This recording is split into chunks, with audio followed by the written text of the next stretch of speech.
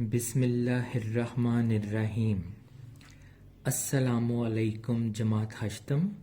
امید ہے آپ سب اپنے گھروں میں خیریت سے ہوں گے۔ پچھلے لیکچر میں ہم نے نظم حمد، واحد جمع اور مذکر مؤنث کی اچھی طرح سے دہرائی کی۔ آج دہرائی میں آگے بڑھتے ہیں۔ آج دہرائی کے لیے ہم نے جن موضوعات کا انتخاب کیا ہے وہ ہے سبق درد دل کے واسطے پیدا کیا انسان کو۔ اس کے علاوہ الفاظ متضاد اور الفاظ مترادف شامل ہیں۔ سب سے پہلے سبق درد دل کے واسطے پیدا کیا انسان کو سے آغاز کرتے ہیں، جو کہ آپ کی درسی کتاب کے صفحہ نمبر 11 پر موجود ہے۔ اس سبق میں جن چیزوں کی دہرائی کریں گے وہ یہ ہیں: مشکل الفاظ کے معنی، خلاصہ، اقتباس کی تشریح اور مشقی سوالات۔ سبق شروع کرنے سے پہلے میں سبق کے صفحہ نمبر 11 پر درج حاض الفاظ کے معنی آپ کو سب سے پہلے بتاتا چلوں۔ اشرف المخلوقات، اس کا مطلب ہے تمام مخلوقات سے اعلیٰ و افضل۔ یہاں مراد انسان لیا گیا ہے۔ تمتما اٹھنا، چمک اٹھنا، روشن ہو جانا۔ اپاہج، اس کا مطلب ہے معذور، یعنی جسم میں کسی حصے کا کم ہونا یا اس میں نقص ہو جانا۔ بدرجہ اتم، مکمل طور پر۔ غنی، دولت مند۔ کرو بیاں، فرشتے۔ دار فانی، فنا ہونے والی جگہ، اس سے مراد دنیا ہے۔ گہوارہ، جھولا۔ بچوں کے کھیلنے کے لیے جو جھولا استعمال ہوتا ہے اسے گہوارہ کہا جاتا ہے۔ نظیر، مثال۔ نچھاور کرنا، نثار کرنا، دے دینا۔ مربوط، جڑا ہوا۔ خوشنودی، رضا، ایسا عمل جس سے دوسروں کو خوشی ہو۔ خوشگوار، اچھا ہونا، طبیعت کو اچھا لگنا۔ نزا، موت کا عالم۔ ذو النورین، اس کا مطلب ہے دو نوروں والا۔ یہ لقب حضرت عثمان غنی رضی اللہ تعالی عنہ کو دیا گیا کیونکہ حضور صلی اللہ علیہ وآلہ وسلم کی دونوں صاحبزادیاں یکے بعد دیگرے آپ رضی اللہ تعالی عنہ کے نکاح میں آئیں، اس لیے آپ کا لقب ذو النورین مشہور ہو گیا۔ اب میں اس سبق درد دل کے واسطے پیدا کیا انسان کو کی مختصر وضاحت کرتا چلوں۔ یہ سبق دراصل ہمیں یہ بتاتا ہے کہ بحیثیت انسان ہمیں چاہیے کہ ہم دوسروں کے زیادہ سے زیادہ کام آئیں، کیونکہ مخلوق خدا کے کام آنے میں ہی زندگی کا اصل مزہ ہے۔ اس کے علاوہ ہمیں دوسرے لوگوں کے ساتھ احترام اور حسن سلوک سے پیش آنا چاہیے۔ کرو مہربانی تم اہل زمیں پر، خدا مہرباں ہوگا عرش بری پر۔ اس شعر کا مطلب یہ ہے کہ اگر ہم زمین پر اللہ کی مخلوق پر مہربانی کریں گے، ان کے کام آئیں گے، ان کا دکھ درد بانٹیں گے، تو اللہ تعالیٰ کی ذات ہم پر مہربان ہوگی، ہمیں اپنا دوست بنا لے گی۔ ہم اشرف المخلوقات ہیں اور ہمارا فرض ہے کہ ہم دوسروں کے زیادہ سے زیادہ کام آئیں، ایسا معاشرہ جس میں ہر انسان دوسرے کی ضروریات کا خیال رکھتا ہے اس زنجیر کی طرح ہو جاتا ہے جس کی کڑیاں آپس میں جڑی ہوتی ہیں۔ اگر یہ کڑیاں ٹوٹ جائیں تو معاشرے کا نظام درہم برہم ہو جاتا ہے۔ ایک دوسرے کا احساس، دکھ درد محسوس کرنے سے ہی انسان کا مقام فرشتوں سے افضل یعنی بلند ہو جاتا ہے۔ اس بات کی عکاسی میر درد کا یہ شعر کرتا ہے جو کہ ہمارے آج کے سبق کا موضوع بحث بھی ہے۔ درد دل کے واسطے پیدا کیا انسان کو، ورنہ اطاعت کے لیے کچھ کم نہ تھے کرو بیاں۔ مطلب ہمیں پیدا کرنے کا اصل مقصد یہ ہے کہ ہم دوسروں کی مدد کریں، ان کے کام آئیں، ان کی مشکل حالات میں مدد کریں۔ اگر صرف اللہ نے ہمیں عبادت کے لیے پیدا کرنا ہوتا تو کیا فرشتے اللہ کی عبادت کے لیے کم تو نہ تھے؟ مسلمانوں کی تاریخ آداب معاشرت کی روشن مثالوں سے بھری پڑی ہے، اور جو واقعات اس سبق میں درج ہیں میں اختصار کے ساتھ آپ کو بتاتا جاتا ہوں تاکہ آپ کی اچھی طرح سے دہرائی ہو سکے۔ پہلا واقعہ جس سے اس سبق کی عکاسی ہوتی ہے وہ حضرت عثمان غنی رضی اللہ تعالی عنہ کا ہے۔ وہ عثمان غنی جن کا شمار مدینے کے بڑے تاجروں میں ہوتا تھا۔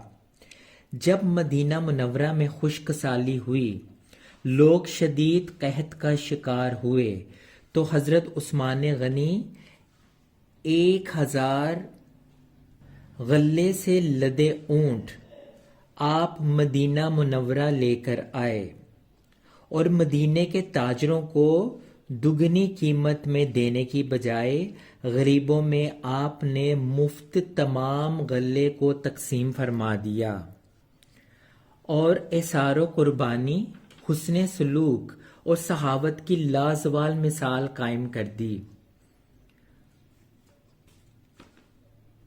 اور ایسا کرنے پر اللہ تعالیٰ نے آپ کو 10 گنا انعام دیا۔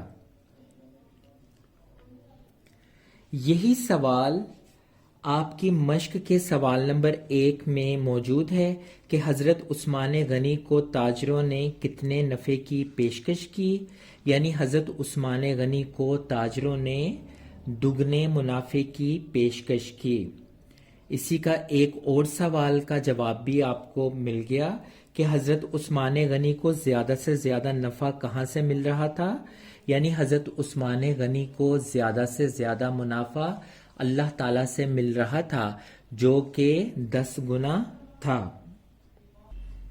اسی طرح کا ایک اور واقعہ بھی ہے، جیسے جنگ تبوک میں حضرت ابو بکر صدیق رضی اللہ تعالیٰ عنہ نے اپنے سارے گھر کا سامان اور حضرت عمر فاروق رضی اللہ تعالیٰ عنہ نے اپنے آدھے گھر کے سامان کو بارگاہ رسالت صلی اللہ علیہ وآلہ وسلم میں پیش کر کے محبت، اخوت اور قربانی کی بے مثال پیش کر دی۔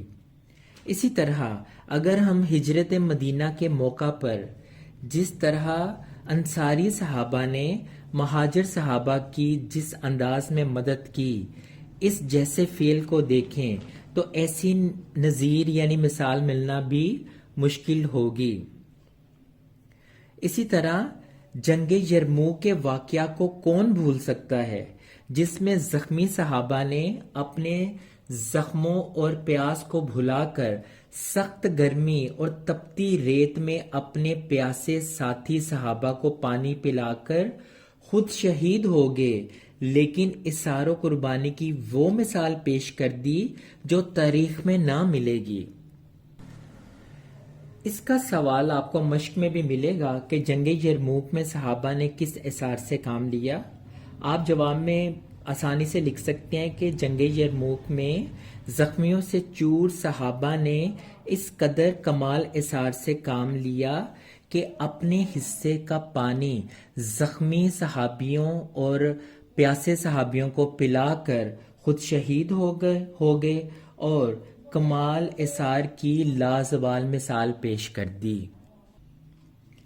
ان واقعات سے ہمیں یہ سبق ملتا ہے کہ ہم ہر مشکل گھڑی میں اپنے ارد گرد بسنے والے انسانوں کی مدد کریں تاکہ ہمارا معاشرہ اور ہماری دنیا محبت اور امن و سکون کا گہوارہ بن جائے۔ ہمیں اپنے ارد گرد محلے دار میں ضرورت مند جو نظر آتے ہیں ان کی خاطر خواہ مدد کرنی چاہیے۔ غریبوں، مسکینوں اور اپاہجوں کو کھانا کھلا کر ان کی مدد کی جا سکتی ہے۔ غریب خاندانوں کی مالی مدد کر کے ان کی ضرورت پوری کی جا سکتی ہے۔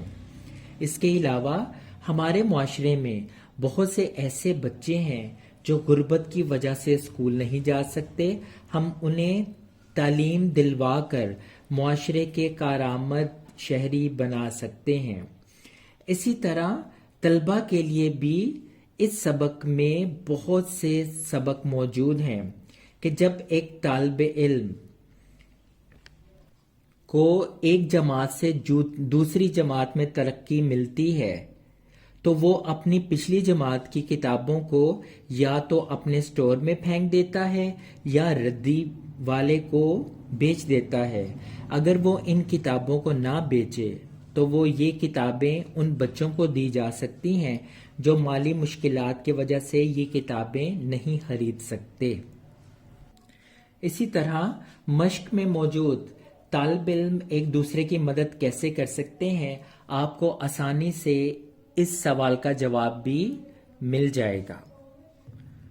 قرآن کریم میں نیک لوگوں کی یہ صفت بیان کی گئی ہے کہ وہ اپنے مال میں سے ضرورت مندوں اور مصیبت زدوں پر خرچ کرتے ہیں۔ حضور اکرم صلی اللہ علیہ وآلہ وسلم کا ارشاد ہے کہ جو شخص اپنے بھائی کی حاجت پوری کرے گا خدا اس کی ضرورت پوری کرے گا۔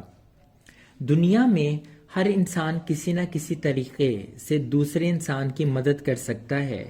یہ در حقیقت اپنی ہی مدد ہوتی ہے کیونکہ ہر انسان پر اچھا برا وقت آتا ہے۔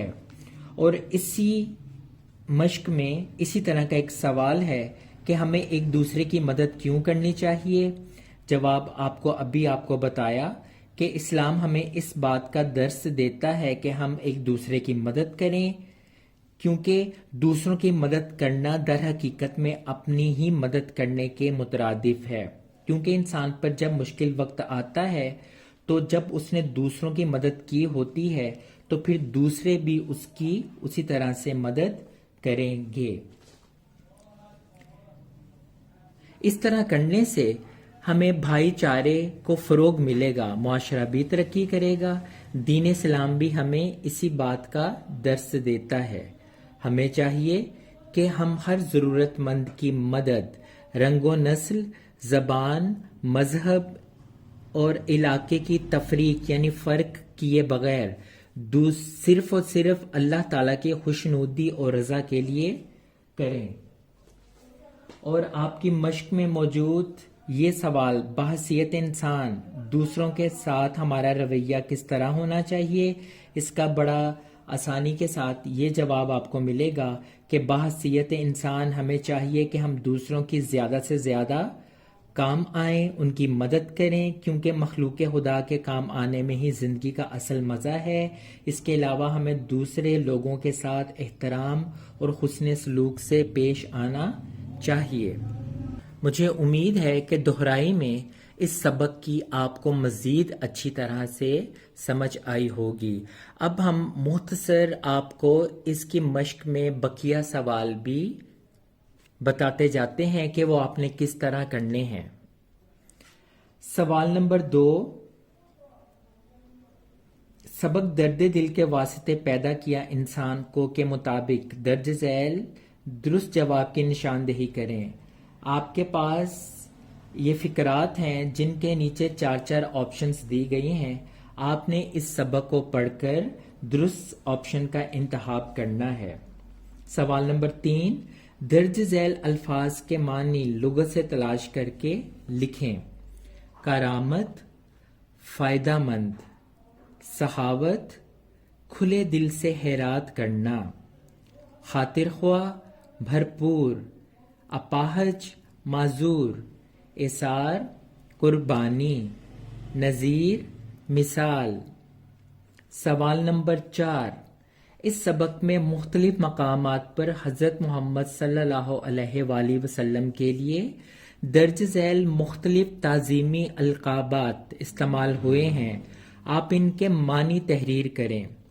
خاتم النبیین صلی اللہ علیہ وآلہ وسلم، اس کا مطلب ہے آخری نبی صلی اللہ علیہ وآلہ وسلم۔ رسول اللہ صلی اللہ علیہ وآلہ وسلم، اس کا مطلب اللہ کے رسول صلی اللہ علیہ وآلہ وسلم۔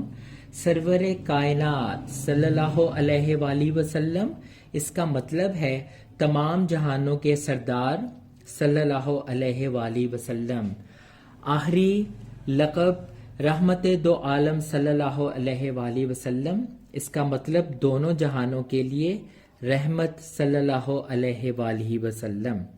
سوال نمبر 5، درج ذیل الفاظ کے متضاد لکھیں اور انہیں اپنے جملوں میں استعمال کریں۔ آپ ان الفاظ کے متضاد خود سے لکھ کے اپنی معلومات کے مطابق ان کا جملوں میں استعمال کریں۔ سوال نمبر 6، سبق درد دل کے واسطے پیدا کیا انسان کو کے مطابق کالم الف کے الفاظ کو کالم بے کے متعلقہ لفظ سے ملائیں۔ آپ کالم الف کے الفاظ کو کالم بے سے ملائیں تو اس طرح مزید آپ کو اس سبق کی سمجھ آئے گی۔ اسی طرح سوال نمبر 7 میں سبق درد دل کے واسطے پیدا کیا انسان کو کے مطابق درست اور غلط کی نشاندہی ٹک سے کریں۔ آپ کے سامنے 5 فقرات جو اس سبق سے لیے گئے ہیں ان کے سامنے درست اور غلط لکھا ہے، جو آپ پڑھ کر اس کو درست یا غلط قرار دے سکتے ہیں۔ اسی طرح سوال نمبر 8 میں مناسب الفاظ کی مدد سے اس سبق سے لیے گئے فقرات کو خالی جگہ میں پر کر سکتے ہیں۔ سوال نمبر 9، حضرت عثمان غنی کو ذو النورین کیوں کہا جاتا ہے؟